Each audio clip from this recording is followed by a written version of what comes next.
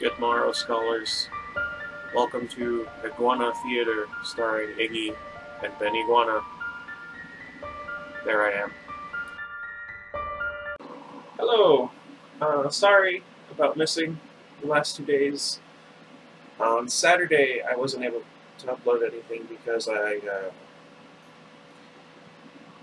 naturally waited until the last minute to get a bunch of stuff done, and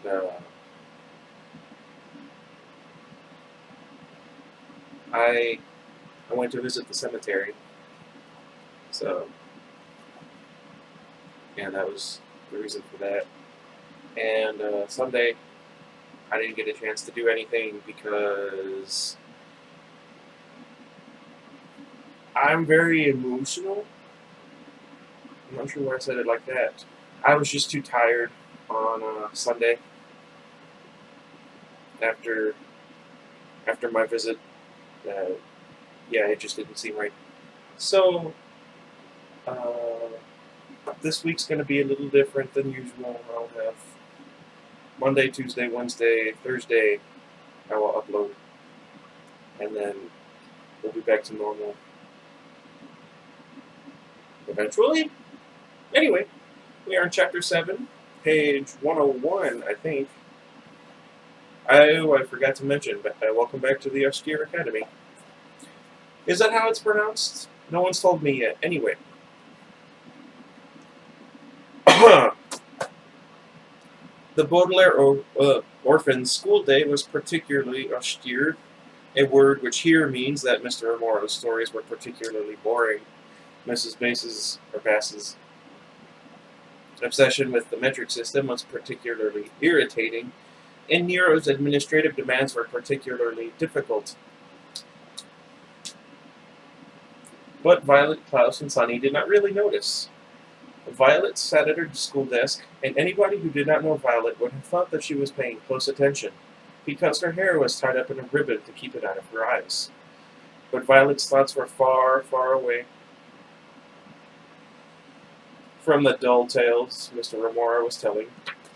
She had tied her hair up, of course, to help focus her keen inventing brain on the problem that was facing the Baudelaires, and she didn't want to waste an ounce of her attention on the rambling banana-eating man in front of the room.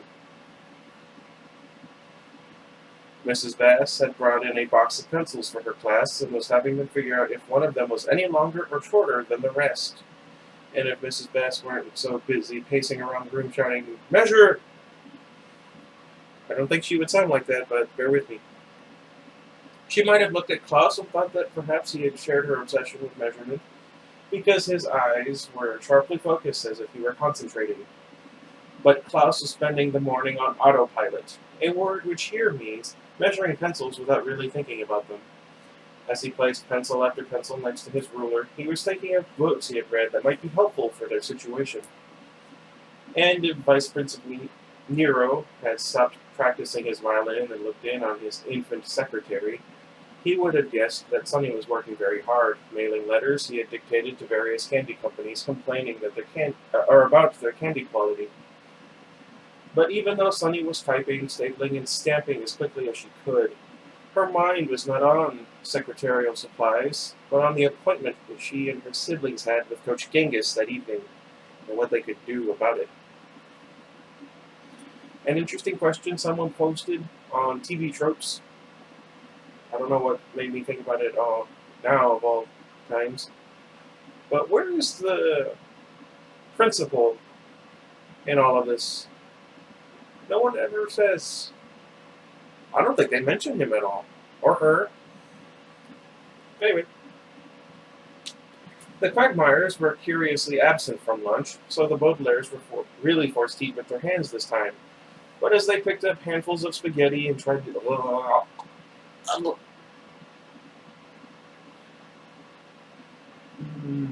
Sorry. Man. I get really squeamish around spaghetti. But I think what it really is I just remembered that a whole bunch of earthworms crawled out of the mud onto the concrete of our patio and died because it's raining so much. Personally, I'd have preferred to drown, but, to each their own.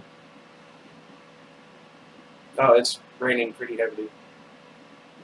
Anyway, sorry about that. I feel embarrassed. And tried to eat them as neatly as possible. What? Tried to eat them. Hmm. The three children were thinking so hard that they barely spoke. Okay. It just felt weird coming into that sentence halfway through. They knew, almost without discussing the matter, that none of them had been able to guess Coach Genghis's plan, and that they hadn't figured out a way to avoid their appointment with him on the lawn. An appointment that drew closer and closer with every handful of lunch. The Baudelaires passed the afternoon more or less the same way, ignoring Mr. Remora's stories, Mrs. Bass's pencils, and the diminishing supply of staples. And even during gym period, one of Carmelita's bratty friends informed them that Coach Genghis would start teaching the next day, but in the meantime they were to run around as usual. The three children raced around the lawn in utter silence, devoting all of their brain power to thinking about their situation. The Baudelaires had been so very quiet and thinking so very hard that when the quagmire sat down across from them at dinner time and said in unison, "We've solved your problem," it was more of a startle than a relief. I do that to people. My friend Ryan, for instance, calls me Lightfoot because although I'm over 6 feet tall, weigh as much as I do, and I'm a big guy, you can't hear me walking. Also have gigantic feet. They used to be called boat shoes. Why did I tell you that? Goodness, Violet said, you startled me. I thought you'd be relieved, Duncan said. Didn't you hear us? We said we've solved your problem. We're startled and relieved, Klaus said. What do you mean, we've solved our problem? My sisters and I have been thinking about it all day, and we've gotten nowhere. We don't know what Coach Genghis is up to, although we're sure he's up to something, and we don't know how we can avoid meeting him after dinner, although we're sure that he'll do something terrible if we do. At first I thought he might simply be planning to kidnap us, Violet said, but he wouldn't have to be in disguise to do that. And at first I thought we should call Mr. Poe, after all, Klaus said, and tell him what's going on. But if Count Olaf can fool an advanced computer, he'll surely be able to fool an average banker. Average. Torisha, Sonny said in agreement. Duncan and I have been thinking about it all day too, Isadora said. I filled up 5.5 pages of my notebook writing down possible ideas, and Duncan filled up 3.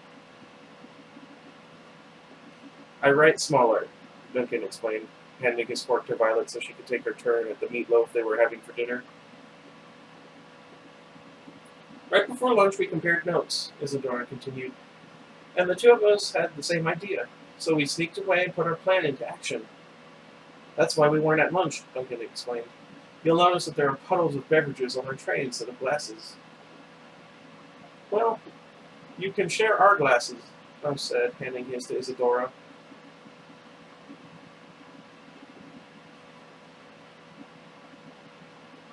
I have to sing about personal space, so this is very strange to me. Anyway. Just like you're letting us share your silverware. But what is your plan? What did you put into action? Duncan and Isadora looked at one another, smiled, and leaned in close to the Baudelaires so that they could be sure no one else would overhear. We propped open the back door of the auditorium, Duncan said. He and Isadora smiled triumphantly and leaned back in their chairs.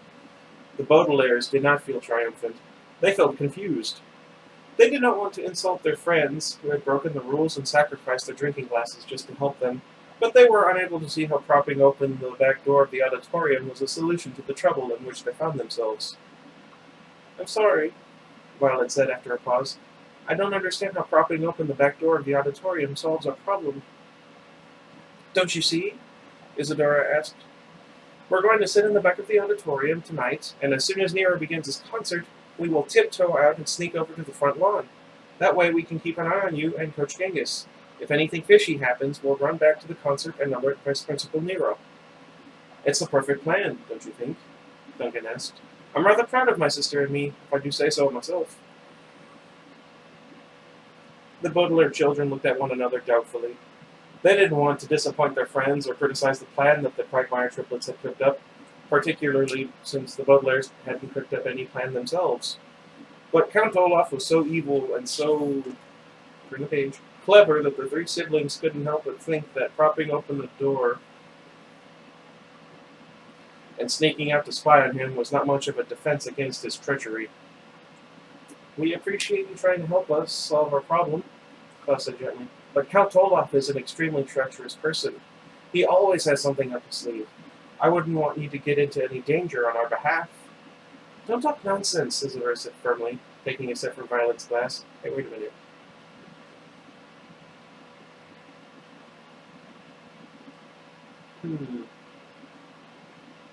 You're the ones in danger, and it's up to us to try and help you. And we're not frightened of Olaf. I'm confident this plan is a good one. The Baudelaires looked at one another again. It was very brave of the Quagmire triplets not to be frightened of Olaf and to be so confident about their plan. But the three siblings could not help but wonder if the Quagmire should be so brave. Oh, my chest. Olaf was such a wretched man that it seemed wise to be frightened of him, and he had defeated so many of the Baudelaire's plans that it seemed a little foolish to be so confident about this one. But the children were so appreciative of their friend's efforts that they said nothing more about the matter. In the years to come, the Baudelaire orphans would regret this time when they said nothing more about the matter. But in the meantime, they merely finished their dinner with the Quagmires, passing silverware and drinking glasses back and forth, and trying to talk about other things. They discussed other projects they might do to improve the orphans' shack, and what other matters they might research in the library, and what they could do about Sonny's problem with the staples, which were running out quite rapidly. And before they knew it, dinner was over. The Quagmires hurried off to the violin recital, promising to sneak out as quickly as they could, and the Baudelaires walked out of the cafeteria and over to the front lawn. The last few rays of the sunset made the children cast long, long shadows as they walked. Ah, don't you just love that? As if the Baudelaires had been stretched across the brown grass by some horrible mechanical device. The children looked down at their shadows, which looked as flimsy as sheets of paper, and wished with every step that they could do something else, anything else, other than meet Coach Genghis alone on the front lawn. They wished they could just keep walking under the arch, past the front lawn and out into the world. But where could they go? The three orphans were all alone in the world. Their parents were dead. Their banker was too busy to take good care of them, and their only friends were two more, not mere meerkats, orphans, who the Baudelaires sincerely hoped had snuck out of their saddle by now and were spying on them as they approached the solitary figure of Coach Genghis waiting for them impatiently on the edge of the lawn. The waning light of the sunset, the word waning here means dim and making everything look extra creepy, made the shadow of the coach's turban look like a huge, deep hole. Oh gosh. Shoot, I can't remember the voice he had. You're late. That wasn't it, but we'll go with it, Coach Genghis said in his scratchy voice. As the sibling reached him, they could see that he had both hands behind his back, as if he were hiding something. Your instructions were to be here right after dinner, and you're late. We're very sorry, Violet said, craning her neck to try and catch a glimpse of what was behind his back. It took us a little longer to eat our dinner with that silverware. If you were smart, Coach Genghis said, you would have borrowed the silverware of one of your friends. We never thought of that, Klaus said. When one is forced to tell atrocious lies, one often feels a guilty flutter in one's stomach, and Klaus felt such a flutter now. You certainly are an intelligent man, he continued. Not only am I intelligent, Coach Genghis agreed, but I am also very smart. Now let's get right to work. Even stupid children like yourself should remember what I said about orphans having excellent bone structure for running. That's why you're about to do special orphan running exercises, or S.O.R.E for short. Uladu, Sonny shrieked. My sister means that sounds exciting. Violet said, although Uladu actually meant, I wish you'd tell us what you're really up to, Genghis. I'm glad you're so enthusiastic, and Genghis said, in certain cases, enthusiasm can make up for a lack of brain power. Well, yeah, I mean, yeah. Like now, for instance. I don't know what that was. Hey, wait a minute. I just thought about what I just said. He took his hands from behind his back, and the children saw that he was holding a large metal can and a long, prickly brush. The can was open, and an eerie white glow was shining out of the top. Now, before we begin S.O.R.E, we'll need a track. This is luminous paint, which means it glows in the dark. How interesting, Klaus said, although he'd known what the word luminous means for 2.5 years. Well, if you find it so interesting, Genghis said, his eyes looking as luminous as the paint, you can be in charge of the brush. Here. He thrust a long, prickly brush into Klaus's hands. And you little girls can hold the paint can. I want you to paint a big circle on the grass so you can see where you're running when you start your laps. Go on. What are you waiting for? I don't know. The Baudelaires looked at one another. Enunciate. What they were waiting for, of course, was Genghis revealing what he was really up to with the paint, the brush, and the ridiculous special orphan running exercises. But in the meantime, they figured they'd better do as Genghis said. Painting a big luminous circle on the lawn didn't seem particularly dangerous, so Violet picked up the paint can and Klaus dipped the brush into the paint and began making a big circle. Nice. For the moment, Sunny was something of a fifth wheel. A phrase which means not in a position to do anything particularly helpful, but she crawled alongside her siblings, offering moral support.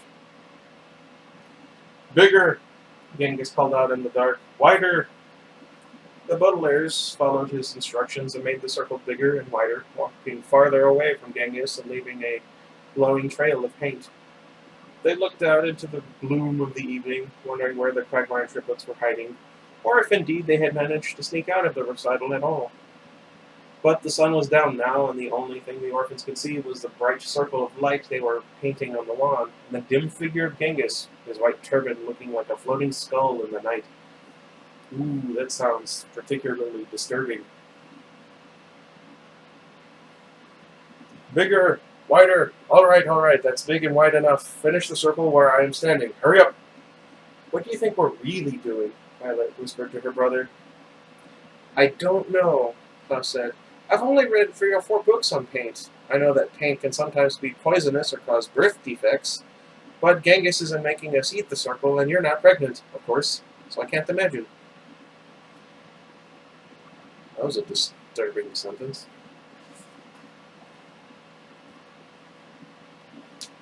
Sunny wanted to add Barbaga, which means maybe the luminous paint is serving as some sort of glowing signal, but the Baudelaires had come full circle and were too close to Genghis to do any more talking. I suppose that will do, orphans, Genghis said, snatching the brush and the can of paint out of their hands. Now take your marks, and when I blow my whistle, you begin running around the circle you've made until I tell you to stop. What?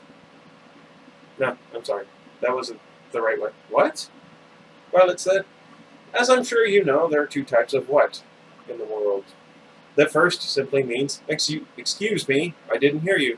Could you please repeat yourself? The second type is a little trickier. It means something more along the lines of, excuse me, I did hear you, but I can't believe that's what you really meant. And this second type is obviously the type Violet was using at this moment. She was standing right next to Genghis, so she obviously heard what had come out of his smelly mouth of this miserable man, but she couldn't believe that Genghis was simply going to make them run laps. He was such a sneaky and revolting person that the eldest Baudelaire simply could not accept that his scheme was only as evil as the average gym class. I concur. What? Genghis repeated in a mocking way. He had obviously taken a page out of Nero's book, a phrase which here means learn how to repeat things in a mocking way in order to make fun of the children. I know you heard me, little orphan girl. You're standing right next to me. Now take your marks, all of you, and begin running as soon as I blow my whistle. But Sunny is a baby, Klaus protested. She can't really run, at least not professionally. Then she may crawl as fast as she can. Genghis replied, Now on your marks, get set, go. Genghis blew his whistle, and the Baudelaire orphans began to run, pacing themselves so they could run together, even though they had different-sized legs. They finished one lap, then another, and then another, and another, and then 5 more, and then another, and then 7 more, and then another, and then 3 more, and then 2 more, and then another, and then another, and then 6 more, and then they lost track.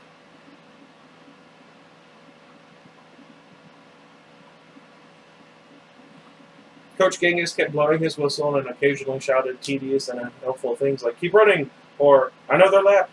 The children looked down at the luminous circle so they could stay in a circle, and the children looked over at Genghis as he grew fainter and then clearer as they finished the lap, and the children looked out into the darkness to see if they could catch a glimpse of the Quagmires.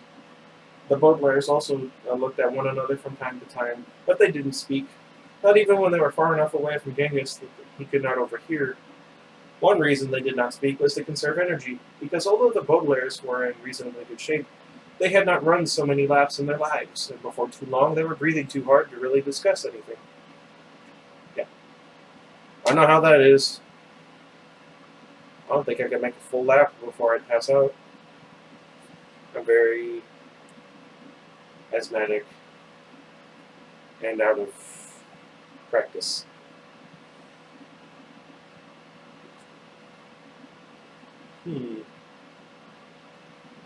But the other reason they did not speak was that Violet had already spoken for them when she had asked the second type of what.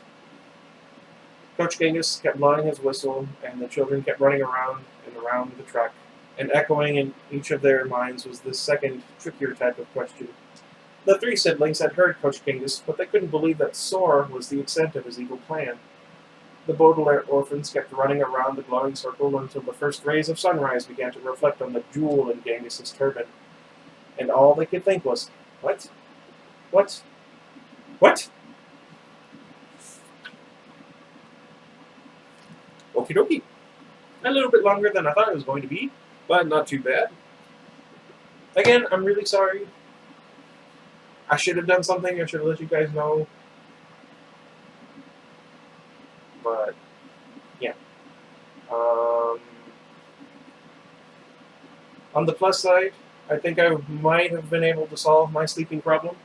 So, yay! Anyway, let me know what you guys think. If you have any suggestions for another book series, I still need to get the last 3 and this one. Oh, excuse me. I